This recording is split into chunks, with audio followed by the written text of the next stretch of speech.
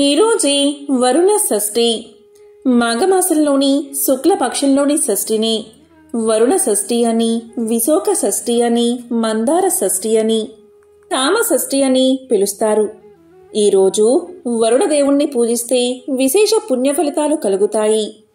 మరి ఎంతో విశేషమైన ఈరోజు ఈ కథను విన్నా, చదివినా, చెప్పినా, వినిపించినా జన్మల పాపాలు తొలగి కోటి జన్మల పుణ్యం వస్తుంది. సకల శుభాలు కలుగుతాయి. మరి ఆ కథ ఏంటో ఇప్పుడు ఈ వీడియోలో తెలుసుకుందాం. ఈ కథ మాఘ పురాణంలోనిది.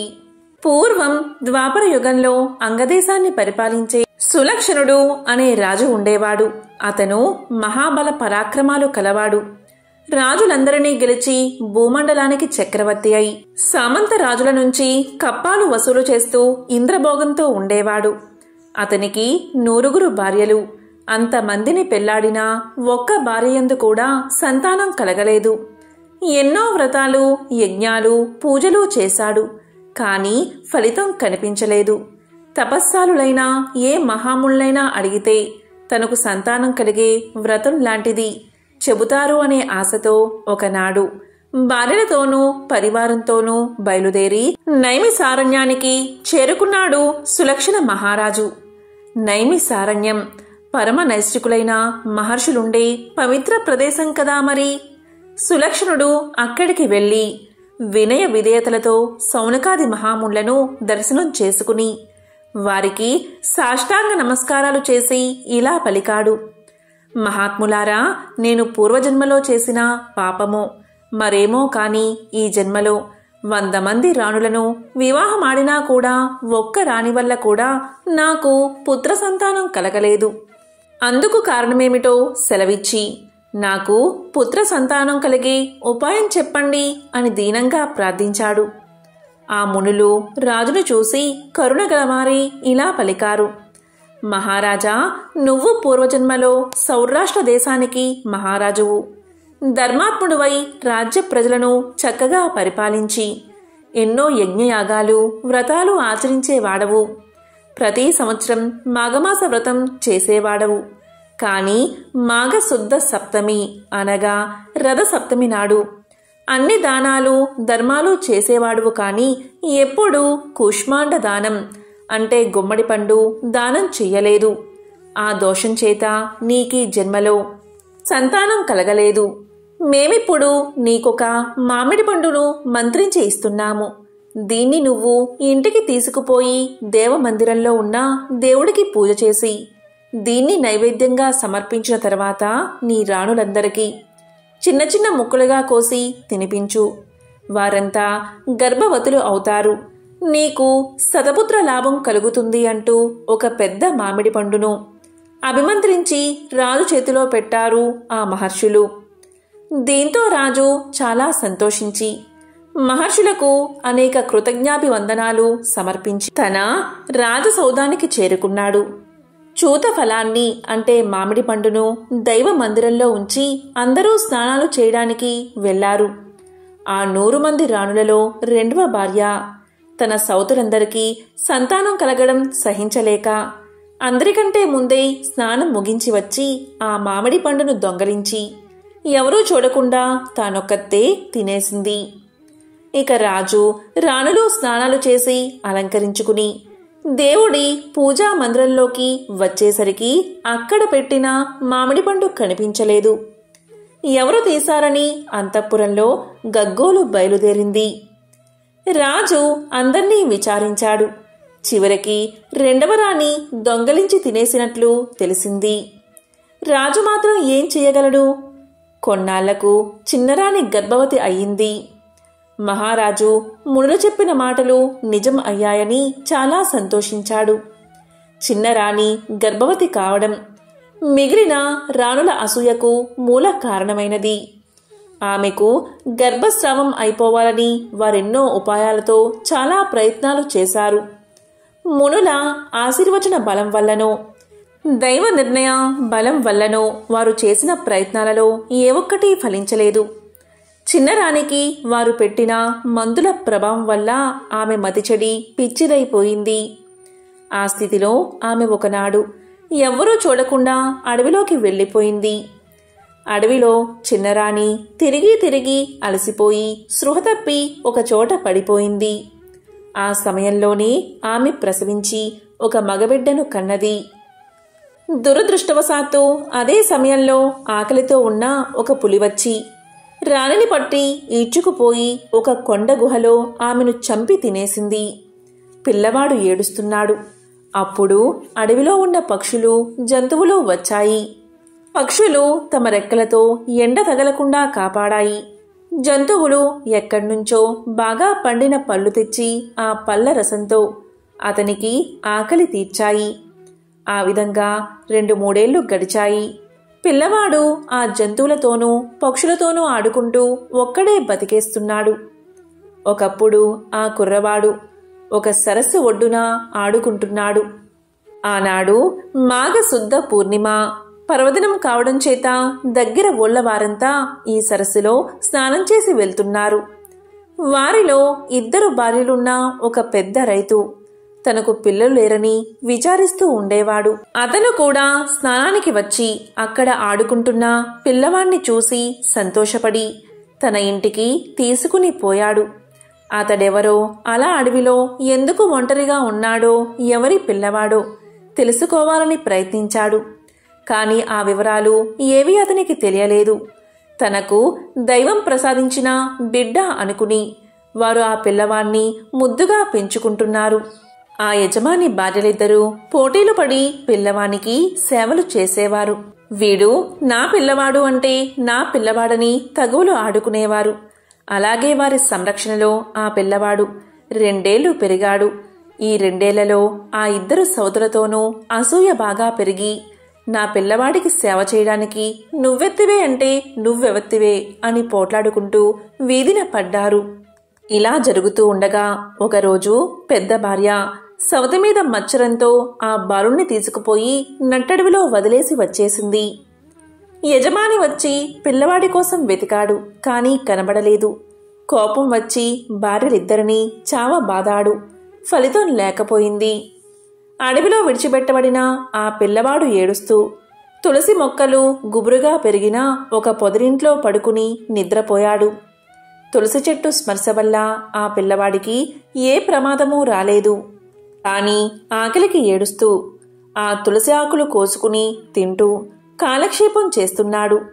దైవానుగ్రహం ఉన్నవాడికి అరణ్యంలో ఉన్న ఆపదలు రావు కదా. అక్కడికి కొన్ని సాధు జంతువులు, పక్షులు వచ్చి అతనికి స్నేహితులుగా నిలబడ్డాయి. ఒకరి భాష మరొకరికి తెలియకపోయినా భావాలు మాత్రం అర్థం అవుతాయి కనుక ఆ పిల్లవాణ్ణి ఆ పశు పక్షాదులే ఆహారం తెచ్చిపెట్టి పోషిస్తూ వచ్చాయి.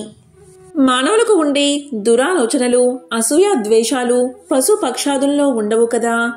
తల్లి గర్భంలో ఉన్నప్పుడు సవతి తల్లుల అసూయకు గురై అడవికి వచ్చాడు. అడవిలో పుట్టాడు. అడవిలోనే పెరిగాడు. మధ్యలో 2-3 ఏళ్లు ఆ రైతు ఇంట్లో ఆయన భార్యల వల్ల తల్లి ప్రేమను రుచి చూసినట్లే ఉంది. కాని అంతలోనే వారి మాత్సర్యానికి బలై మళ్లీ అడవుల్లో పడ్డాడు. అడవిలోని పశువులు, పక్షులు అసూయ ద్వేషాలు లేని నిర్మల హృదయాలతో దైవానుగ్రహం వల్ల అతన్ని ఆదరించాయి. జ్ఞానవంతులం అనుకునే మనుషుల్లో లేని జాలి, కరుణ, వాత్సల్యం జంతువుల్లో ఉంటాయి. అవి నిత్యం ఆహారం తెచ్చి పిల్లవానికి ఇచ్చి పోషిస్తున్నాయి. బాలుడు ఎప్పుడూ కూడా ఆ తులసి పొదలోనే నివసిస్తూ తులసి స్పర్శతో ఉండడం వల్ల అతని మీద ఎవ్వరూ ఊహించినంతగా దైవానుగ్రహం ప్రసరించింది. 2-3 ఏళ్ల పాటు బ్రాహ్మణుడి ఇంటిలో ఉన్నందువల్ల అతనికి మానవులు మాట్లాడే భాష వచ్చింది. దాంతోపాటు భగవత్ అనుగ్రహం తోడయింది. ఆ ప్రయత్నంగా అతని నోటి వెంట శ్రీహరి, కేశవ, నారాయణ, మాధవ, పద్మనాభ, వాసుదేవ వంటి శ్రీ మహావిష్ణు యొక్క నామాలు వినిపిస్తూ ఉండేవి. ఆ పిల్లవాడు ఒక తులసి పొదలో కూర్చుని భగవంతుడి నామాలు జపిస్తేనే అతని మీద భగవంతుడి కరుణా కటాక్షం ప్రసరించి నోరులేని పశు పక్షాదులచే సేవలు చేయిస్తుంది. అలాంటి తులసి వృక్షాన్ని మన ఇంటి ఆవరణలో పెంచుకుని దానికి నిత్యం పూజా పునస్కారాలు చేస్తే కలిగే ఫలం ఎంతో ఎవరైనా వర్ణించగలరా? చేసినా చేస్తున్న పాపాలు నశిస్తాయి. ఇహలోకంలో అన్న వస్త్రాలకు భోగాలకు లోటు ఉండదు. పరలోకంలో శ్రీ మాధవుని పాద సాన్నిధ్యం లభిస్తుంది. అది తులసి మహత్యం. రాజకుమారునిపై మాధవుని అనుగ్రహం. అక్కడ సులక్షణ మహారాజు అడవిలోకి పారిపోయిన గర్భవతి అయిన భార్య కోసం చాలా వెతికించాడు. కాని ఆమె జాడ తెలియక నిరాశ చెంది ఊరుకున్నాడు. తులసి పొదలోని రాకుమారునికి వేరే పనేముంటుంది? నిత్యం తనకు వచ్చిన హరినామాల్ని జపిస్తూ ఉండేవాడు. ఒకనాడు ఆకాశవాణి అతనికి ఇలా చెప్పింది: మాఘమాస వ్రతాన్ని ఆచరించు. శ్రీ లక్ష్మీనారాయణలకి తులసి దళాలతో పూజ చెయ్యి. రేపటి నుంచి 4 రోజులు చెయ్యి అని వినిపించింది. ఆకాశవాణి మాటలు విన్న ఆ బాలుడు ఆ మరనాటి నుంచి ప్రక్కనే ప్రవహిస్తున్న సెలయేటిలో స్నానం చేసి వచ్చి తులసి దళాలు కోసి ఎదురుగా దేవుడున్నట్లే భావించి హరినామాలతో పూజ చేస్తూ ఉండేవాడు. ఇక మాఘమాసం వెళ్ళిపోయింది. రాకుమారుని వ్రతం పూర్తయినది.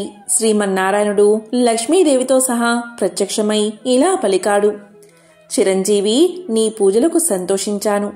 నీకేం వరం కావాలో కోరుకో అన్నాడు. అప్పుడు ఆ బాలుడు నమస్కారం చేసి ఇలా పలికాడు: స్వామి, ఎప్పుడు నీ దగ్గరే ఉండి నాకు ఇలాగే పూజలు చెయ్యాలని ఉంది అని పలికాడు. అప్పుడు శ్రీనాథుడు ఇలా అన్నాడు: బాలక, నువ్వు మహారాజువై చాలా కాలం భూమిని పాలించే యోగముంది. నువ్వు జీవించినంతకాలం పుత్ర పౌత్రాది సంపదలతో తులతూగి చివరికి నా సన్నిధికి వద్దువు కాని ప్రస్తుతం మీ తండ్రి దగ్గరకు వెళ్ళు. నా మీద భక్తిని విడిచిపెట్టకు. మాఘమాస వ్రతాన్ని ఎప్పుడూ మానకు అని చెప్పి సునందుడు అనే సేవకుణ్ణి పిలిచి శ్రీమన్నారాయణుడు ఇలా తెలియచేశాడు: సునంద, ఈ బాలకుణ్ణి తీసుకువెళ్లి అతని తండ్రి దగ్గరకు చేర్చు అని ఆజ్ఞాపించి శ్రీమన్నారాయణుడు లక్ష్మీ సమేతంగా అంతర్ధానమయ్యాడు. అప్పుడు సునందుడు రాజకుమారుణ్ణి తీసుకుని సులక్షణ దగ్గరకు వచ్చాడు. బాలుడి వృత్తాంతమంతా చెప్పి సులక్షణ మహారాజుకు బాలుణ్ణి అప్పగించాడు. దీంతో రాజు అపరిమిత ఆనందభరితుడై బాలుణ్ణి కౌగిలించుకుని లేడు అనుకున్న కొడుకు దొరికినందుకు ఎంతో సంతోషించాడు. బాలుడు ఇంతకాలం అడవిలో ఏ సంస్కారాలు లేకుండా ఉన్నాడని అతనికి సుధర్ముడు అని నామకరణం చేసి ఉపనయనాది సంస్కారాలు చేసి పండితులైన గురువుల దగ్గరికి విద్యాభ్యాసం కోసం పంపాడు. శ్రీహరి అనుగ్రహపాత్రుడైన ఆ కుమారుడు చాలా కొద్ది కాలంలోనే సమస్త విద్యలు నేర్చుకుని మహాపండితుడు అయ్యాడు. యుక్త వయసు రాగానే తండ్రి కుమారుడికి యోగ్యురాలైన రాజకుమార్తెను చూసి పెళ్లి చేసి పట్టాభిషేకం చేసి రాజ్యానికి రాజును చేశాడు. సుధర్ముడు రాజ్యాన్ని ప్రజారంజకంగా పాలించడాన్ని చూసి రాజు ఎంతో ఆనందించి అతను భార్యలతో వానప్రస్థ ఆశ్రమం స్వీకరించడానికి అడవికి వెళ్లాడు. ఇక సుధర్ముడు పుత్ర పౌత్రాది సంతతి కలిగి అనేక యజ్ఞయాగాలు శ్రీహరి ప్రీతి కోసం చేసి మాఘమాస వ్రతాన్ని విస్మరించకుండా చేసి చాలా కాలం ధర్మబద్ధుడై రాజ్య పాలన చేసి చివరికి శ్రీహరి సాన్నిధ్యానికి చేరుకున్నాడు. ఈరోజే గురువారం, దత్తాత్రేయుడి అనుగ్రహం పొందే విశిష్టమైన రోజు. ఈరోజు ఈ కథను విన్నా, చదివినా, చెప్పినా, వినిపించినా సకల శుభాలు కలుగుతాయి. గురుదేవుడి అనుగ్రహం తప్పకుండా మీకు కలుగుతుంది. మరి ఆ కథ ఏంటో ఇప్పుడు ఈ వీడియోలో తెలుసుకుందాం. సర్వ అపరాధ నాశాయ సర్వ పాప హరాయ చ దేవదేవాయ దేవాయ శ్రీ దత్తాత్రేయ నమోస్తుతే. కర్మను తిరస్కరించేవాడికి, సమస్త పాపాలను నశింపచేసేవాడికి నేను నమస్కారం చేస్తున్నాను. నేను దేవతలందరికీ నమస్కారం చేస్తున్నాను. నేను శ్రీ గురు దత్తాత్రేయుడికి నమస్కారం చేస్తున్నాను. పూర్వం అంగీరసుడు అనే బ్రహ్మర్షి ఉండేవాడు.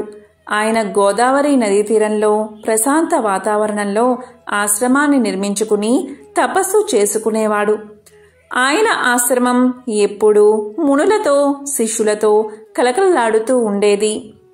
ఎక్కడెక్కడి నుండో మునులు, ఋషులు వచ్చి అంగీరసుణ్ణి అడిగి తమ తమ సందేహాలు తీర్చుకుంటూ ఉండేవారు. యోగ రహస్యాలను కూడా తెలుసుకుంటూ ఉండేవారు. ఎంతమంది వచ్చినా ఆ ఆశ్రమంలో కందమూల ఫలాలకు కానీ పుష్పాలకు కానీ లోటు ఉండేది కాదు. అలా వచ్చిన వారిలో వేదధర్ముడు అనే ముని ఒకరు ఉన్నారు. ఆయన తన శిష్య బృందంతో సహా వచ్చి అంగీరసుడి వనంలోనే తపస్సు చేసుకుంటూ ఉన్నాడు. ఆయన శిష్యులలో దీపకుడు అనే శిష్యుడు అగ్రగణ్యుడు. బుద్ధిలోనూ గుణంలోనూ వినయంలోనూ నిష్ఠలోనూ చెప్పుకోదగిన వ్యక్తి. వేదాంగాలు అభ్యసించాడు. ఆయన గృహస్థ ఆశ్రమం స్వీకరించలేదు. బ్రహ్మచారిగానే జీవితాంతం ఉండి గురుసేవ చేస్తూ తరించాలని దృఢంగా నిర్ణయించుకున్నాడు. అప్పుడు గురువుగారు సరే అని అంగీకరించారు. దాంతో దీపకుడు పరమానంద భరితుడై గురుసేవలో కాలాన్ని గడుపుతున్నాడు. ఒకరోజు దీపకుడు వేదధర్ముడికి సేవ చేస్తూ ఉండగా ఇలా అన్నాడు, గురుదేవా, నాదొక చిన్న సందేహం, అడగమంటే అడుగుతాను అన్నాడు. దానికి వేదధర్ముడు అడగమన్నాడు. అప్పుడు దీపకుడు గురుదేవుని పాదాలు నొక్కుతూ ఇలా పలికాడు, గురుదేవా, గురు శిష్య పదాలకు సమగ్రంగా అర్థాన్ని చెప్పండి అని అడిగాడు. అప్పుడు వేదధర్ముడు ఆనందంతో ఇలా చెప్పడం ప్రారంభించాడు. దీపక, నేను చెప్పేది శ్రద్ధగా విను. లోకంలో హితం చెప్పిన వాడల్లా గురువే. ఒక్క అక్షరం జ్ఞానాన్ని బోధించినవాడు కూడా గురువే. జీవితంలో మనిషికి చాలామంది గురువులు ఉంటారు. వారిలో ఉత్తములు ఉంటారు. మొట్టమొదట కన్న తల్లి గురువు, ఆ తరువాత తండ్రి. ఇంటికి పెద్దవాడు కూడా గురువే. మేనమామ గురువే. పిల్లనిచ్చిన అత్త మామలు కూడా గురువులే. తండ్రి యొక్క తల్లిదండ్రులు వీరంతా గురువులే. వీరంతా మంచే చెప్తారు కనుక వీరంతా గురువులే. ఉపనయన సమయంలో బ్రహ్మోపదేశం చేస్తాడు కనుక కన్న తండ్రి కూడా గురువే. వేదాలు శాస్త్రాలు అతడే నేర్పితే అతని గురుత్వం రెట్టింపు అవుతుంది. వేరొకరు ఎవరైనా వేద శాస్త్రాలు నేర్పితే అతను ఉత్తమ గురువు. సంగీతం, శిల్ప, లౌకిక విద్యను నేర్పినవారు ఎవరైనా గురువులే. సంసార సాగరాన్ని తరించడానికి, జనన మరణాల చక్రం నుండి బయటపడ్డానికి ఏకైక మార్గమైన బ్రహ్మ జ్ఞానాన్ని ఉపదేశించేవాడే పరమ గురువు. అతని త్రిమూర్తి స్వరూపం. ఈ దేహం ఒక నౌకతో సమానం. సంసార సముద్రంలో నౌక పయనిస్తుంది. దీన్ని సరైన దారిలో పెట్టి గట్టు చేర్పించేవాడే సద్గురువు. కనుక సద్గురువును ఆశ్రయించడం ప్రథమ కర్తవ్యం. బ్రహ్మజ్ఞానం వాదోపవాదాలతో లభించదు. యోగ సాధన కావాలి, తపోనిష్ట కావాలి, వేదాంగ పరిజ్ఞానం ఉండాలి. వీటన్నిటికీ మార్గదర్శకుడు సద్గురువు మాత్రమే. మానవ రూపంలో జన్మించిన నారాయణుడు కూడా సద్గురువును ఆశ్రయించాడు అని చెప్పి, ఇక శిష్యుల గురించి చెబుతాను వినండి అని ఇలా చెప్పడం మొదలుపెట్టాడు. వేదశాస్త్ర పురాణాలు ఏది ఎవరికి హితమో నిర్ణయించాయి. ఆ పరిజ్ఞానంతోనే గురువు శాసిస్తాడు. ఆచరణకి అనుగుణం సాధన సంపత్తిని నేర్పిస్తాడు. భోగాలు క్షణికమని గ్రహించి వైరాగ్యంతో గురు పాదాలను ఆశ్రయించడమే శిష్యుడి కర్తవ్యం. ఉపదేశం పొందడానికి అర్హుడు కూడా వాడే. అనంతకాలంలో తాను గురు పదవిని అందుకుంటాడు. ఉత్తమ శిష్యులను రూపొందించి గురువు రుణ విముక్తుడు అవుతాడు. ఇలా గురు శిష్య పరంపర నిరంతరంగా అనంతంగా కొనసాగుతూనే ఉంటుంది అని వేదధర్ముడు ముగించాడు. దీపకుడు తన సందేహాలు తీర్చుకుని ప్రశాంత చిత్తంతో గురువుకు సాష్టాంగ నమస్కారం చేశాడు. గురు శుశ్రూష తప్ప వేరొక ధ్యాసలేని దీపకుణ్ణి ఒకరోజు వేదధర్ముడు దగ్గరికి పిలిచి ఇలా అన్నాడు, నాయనా దీపక, నీ సేవలకు నేను ఎంతగానో మెచ్చాను. నాకున్న శిష్యులందరిలో అగ్రగణ్యుడివి నీవే. నాకొక అవసరం ఉంది. ముందు విను, తరువాత సమాధానం చెబుదువు కాని తొందర లేదు అని ఇలా పలికాడు. నాయనా దీపక, నేను అనుభవించవలసిన కొన్ని కర్మలు ఇంకా మిగిలే ఉన్నాయి. అవి పూర్వజన్మ సంచితాలు. తపస్సుతో కొంతవరకు నశింప చేసుకున్నాను. ఇంకా కొన్ని మిగిలే ఉన్నాయి. అవి తప్పనిసరిగా అనుభవించి నశింప చేసుకోవడమే ఉత్తమ మార్గం. అందుకని కాశీకి వెళ్దామని అనుకుంటున్నాను. ఆ పుణ్యక్షేత్రంలో అయితే మహామహా పాతకాలు కూడా స్వల్ప ప్రాయచిత్తాలతో నశింప చేసుకోవచ్చు. పుణ్య ఫలాల మాదిరిగానే పాప ఫలాలు ఎక్కడికి పోవు. కర్త అనుభవించి తీరవలసిందే. దేవతలకైనా ఇది తప్పదు. కనుక నేను ఈ నిర్ణయం తీసుకున్నాను. కాశీలో నేను పాప ఫలాలు అనుభవిస్తున్న వేళ విసుక్కోకుండా, కసురుకోకుండా సేవలు చేసే శిష్యుడు నాకు కావాలి. నా మనసుకి నీవు కనిపించావు. నేను నిర్ణయిస్తే నీవు కాదు అని అనమని తెలుసు. కాని ఇది 1-2 రోజులు కాదు. దృఢ దీక్ష ఉండాలి, అంకిత భావం ఉండాలి. అది కాకుండా నీవు ఇప్పుడు గృహస్థ ఆశ్రమానికి యోగ్యమైన వయసులో ఉన్నావు. విద్యలన్నీ పూర్తి చేసుకున్నావు. నీ మనసు ఏమంటుందో తొందర లేదు, ఆలోచించుకుని చెప్పు అన్నాడు. అప్పుడు దీపకుడు ఇలా అన్నాడు. గురుదేవా, మీరు ఇంతగా చెప్పాలా? నేను మీ సేవకే అంకితం అయిపోయాను. మీ సేవలో జీవించడమే నా ధ్యేయం. నా దీక్ష మనసులో కూడా నన్ను శంకించకండి. కాశీలో ఉండి మీ సేవ చేసుకునే భాగ్యాన్ని ప్రసాదించండి అన్నాడు. దానికి వేదధర్ముడు ఇలా పలికాడు. నాయనా దీపక, నువ్వు ఇలా అంటావని నాకు తెలుసు. కనుకే నిన్ను అడిగాను. కాని కాశీలో పాప ఫలాన్ని అనుసరించి నేను కుష్ఠరోగ పీడితుణ్ణి కాబోతున్నాను. కుంటితనము, గుడ్డితనము వస్తాయి. ఇవన్నీ 21 సంవత్సరం పాటు అనుభవించవలసినవి. ఇవన్నీ పూర్వజన్మ సంచితాలు. ఇన్ని సంవత్సరాలు సేవ చెయ్యాలి మరి అన్నాడు. అప్పుడు దీపకుడు ఇలా పలికాడు. గురోత్తమా, తప్పకుండా చేస్తాను. కాని నాకు ఒక సందేహం. ఆ పాపాన్ని మీరే అనుభవించాలా? నాకు సంక్రమింప చెయ్యండి, నేను అనుభవిస్తాను. మీరు నిరాటంకంగా తపస్సు చేసుకోండి అన్నాడు. అప్పుడు వేదధర్ముడు ఇలా పలికాడు. నాయనా, ఎవరి పాపాలు వారు అనుభవించవలసిందే. పాప ఫలాలు కర్తలకే చెందుతాయి తప్ప శిష్యుడికో, పుత్రుడికో లేదా ఇంకొకరికో పులుముదాము అని అనుకుంటే అంటుకోవు. కనుక నా పాప ఫలాలను నేనే అనుభవిస్తాను. అనుభవిస్తున్న సమయంలో సేవ చేస్తే చాలు. కుష్ఠిరోగికి సేవలు చేయడం అంటే అది అనుభవించడం కన్నా కష్టం. దానికి నువ్వు అంగీకరించావు. పద, వెంటనే కాశీకి చేరుకుందాం అని త్వరగా ఇద్దరూ మనోవేగంతో కాశీకి చేరుకున్నారు. గంగానదిలో మణికర్ణికా ఘట్టంలో స్నానం చేశారు. డుండి గణపతిని, కాలభైరవుణ్ణి, అన్నపూర్ణమ్మను, విశ్వేశ్వరుణ్ణి దర్శించుకున్నారు. అక్కడే ఉత్తర దిక్కుగా ఒక చిన్న కుటీరాన్ని నిర్మించుకుని నివాసాన్ని ఏర్పాటు చేసుకున్నారు. ఒకరోజు తెల్లవారి నిద్రలేచేసరికి వేదధర్ముడి శరీరం నిండా పొక్కులు వచ్చాయి. క్షణంలో కాళ్ళు చేతులు తిమ్మిర్లు ఎక్కాయి. పొక్కులు చితికి చీము, నెత్తురు కారసాగాయి. చూస్తూ ఉండగానే శరీరమంతా వడలతో నిండిపోయింది. చూపు మందగించింది. కంఠస్వరం మారిపోయింది. వేళ్లు వంకర్లు తిరిగాయి. కుష్ఠితనము, కుంటితనము, గుడ్డితనము ఒక్కసారిగా వేదధర్ముణ్ణి ముంచెత్తాయి. క్రమక్రమంగా రోగం బాగా ముదిరిపోయింది. అస్సలు కదల్లేని పరిస్థితికి వచ్చింది. అన్నీ మంచంలోనే. భరించలేని దుర్వాసన. దీనికి తోడు కాశీలోని ఈగలన్నీ అతన్ని చుట్టుముట్టాయి. రోగబాధతో వికృతంగా మారిపోయాడు.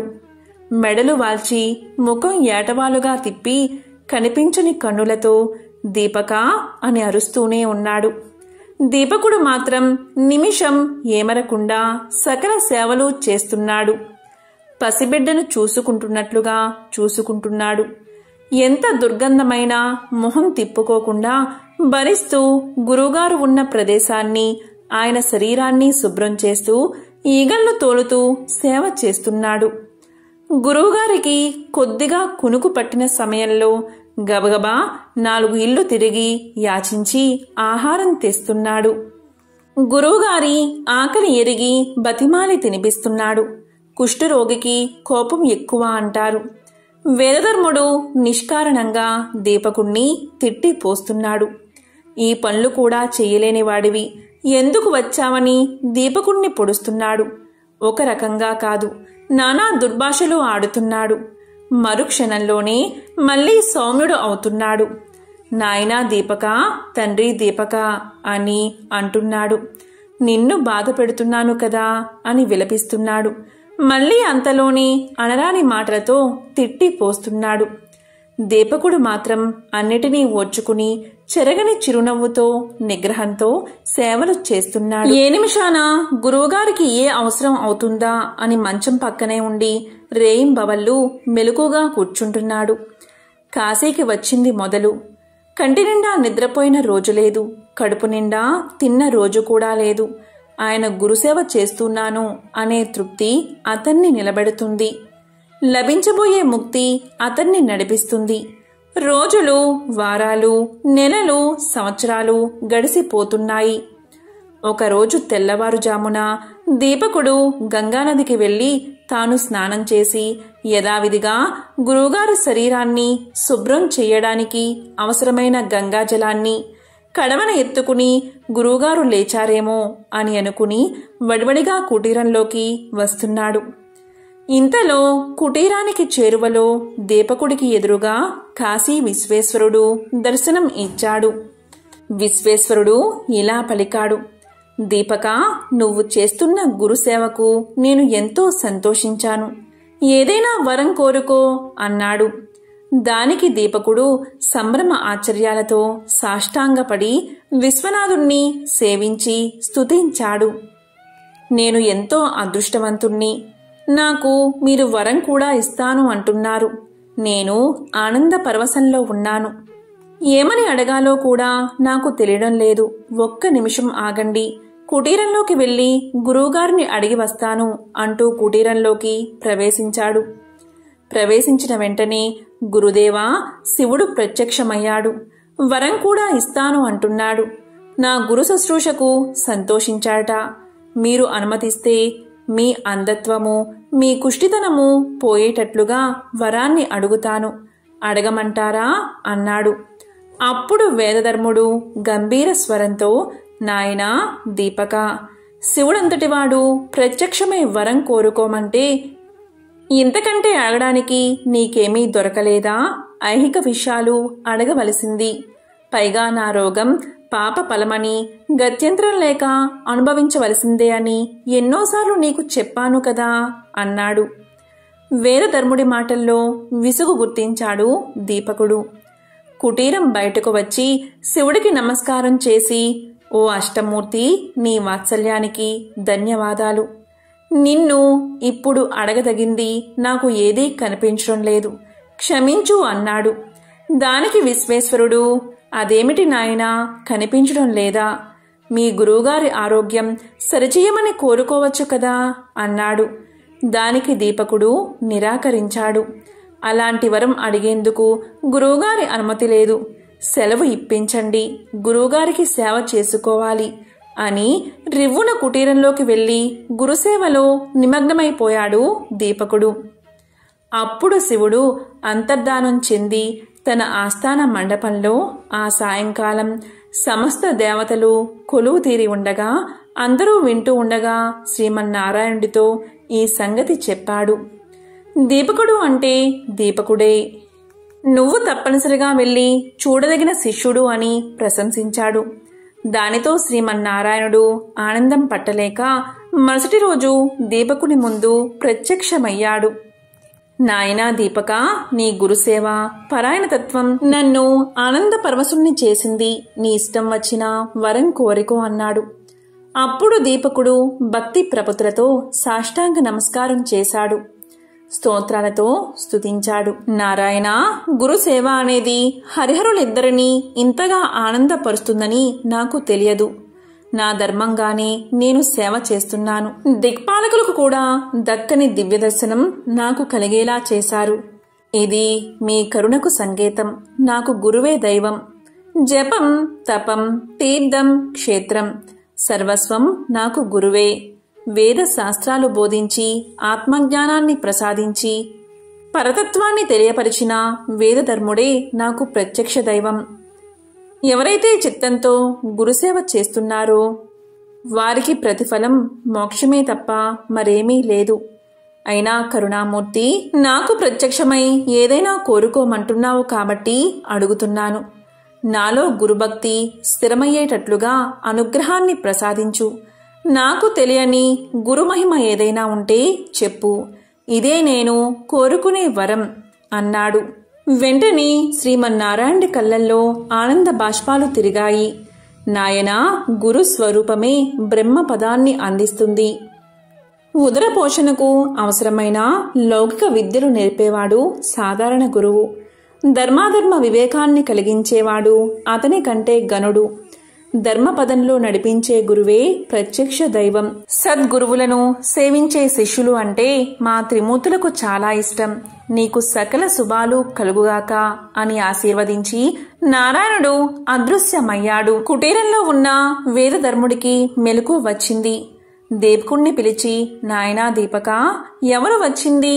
నీవు ఎవరితో మాట్లాడుతున్నావు అని అడిగాడు. దానికి దీపకుడు వేదధర్ముడికి నమస్కారం చేసి పరమ ఆనందంతో జరిగిన వృత్తాంతాన్ని చెప్పాడు.